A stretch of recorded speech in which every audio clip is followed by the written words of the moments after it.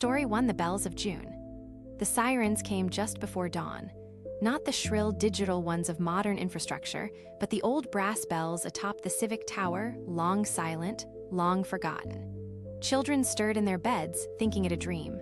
But the old ones, those who remembered the war years, awoke in a cold sweat. They knew the bells weren't rung for celebration. On the coast of Oregon, they said the wave would hit in 3 hours. On Japanese radio, it was already called the Blue Divider, spanning thousands of miles in width, a force none had seen. Scientists debated how the Pacific could have summoned such fury, a landslide near Tonga, they said, or some magnetic collapse beneath the crust. One researcher, dismissed from the panel the day before, blamed deep-sea mining. At a chapel in Tillamook, Father Brennan told his congregation to head for the hills, not out of fear, but in order to watch, to bear witness.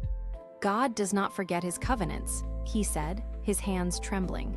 Even the sea is a servant. And so they watched.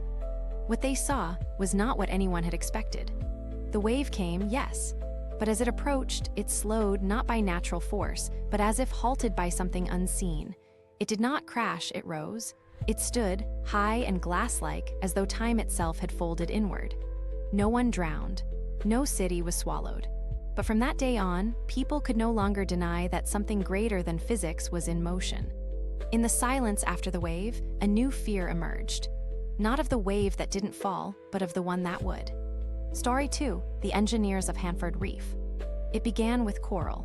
Not natural coral, but engineered metallic structures infused with nanobacterial alloys.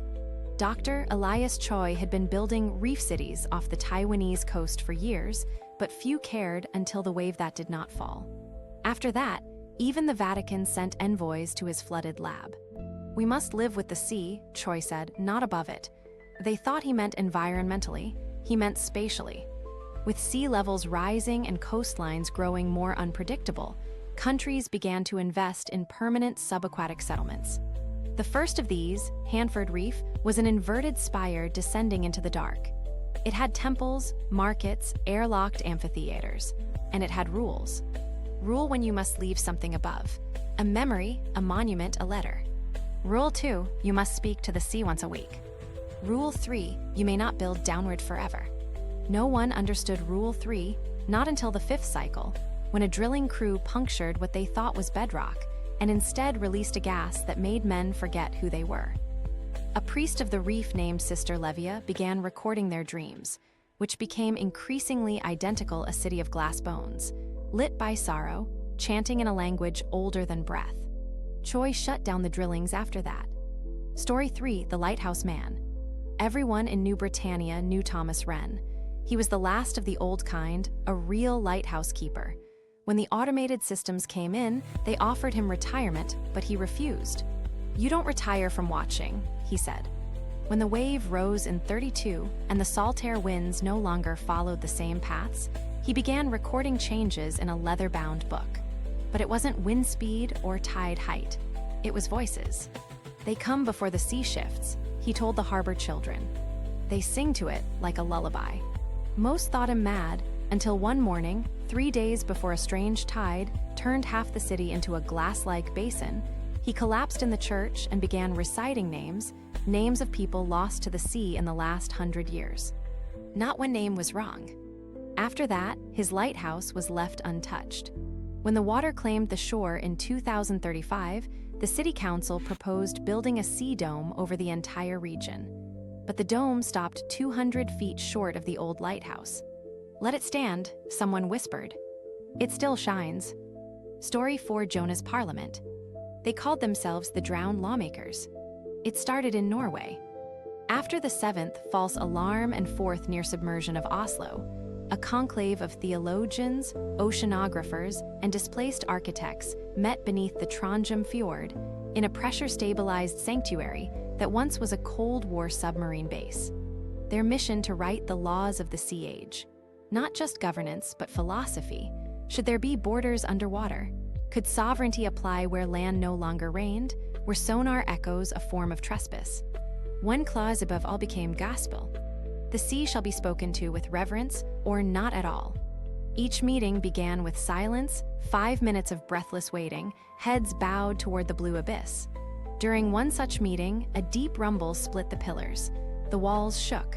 No quake was reported topside. "They are listening," whispered the Icelandic bishop. 2 years later, the parliament published a scroll, not a book, not a code, but a scroll meant to drift. It was placed in a titanium capsule and dropped into the Mariana Trench. 3 months after that, the fish began to swim in squares again, not circles. And the killer whales stopped breaching near oil ships. Story 5, The Pilgrims of the Black Sand. Not all went down willingly. On the black beaches of what was once Chile, a community of sea refusers dug into the basalt, carving homes into the cliff walls. They saw the underwater cities as cowardice, betrayal of the covenant of Earth. They believed the wave that did not fall was not a warning, but a reprieve. "The land is still ours," they chanted each equinox. They planted gardens where seawater kissed the edge of the rocks. They used desalinators powered by wind, refusing the ocean's help. Their children were taught to fear the calm sea more than the storm. But one night, without reason, the tides came in reverse, not rising, but pulling away, exposing what lay beneath the shallow's old machines, ancient hulls, barnacle-encrusted icons of lost civilizations. A child named Sierra touched one such figure, a stone face crowned in gold, and began to sing in Akkadian. Her parents wept. Within a year, the cliff dwellers vanished. No bodies, no messages, only a garden left untouched, still blooming, fed by salt.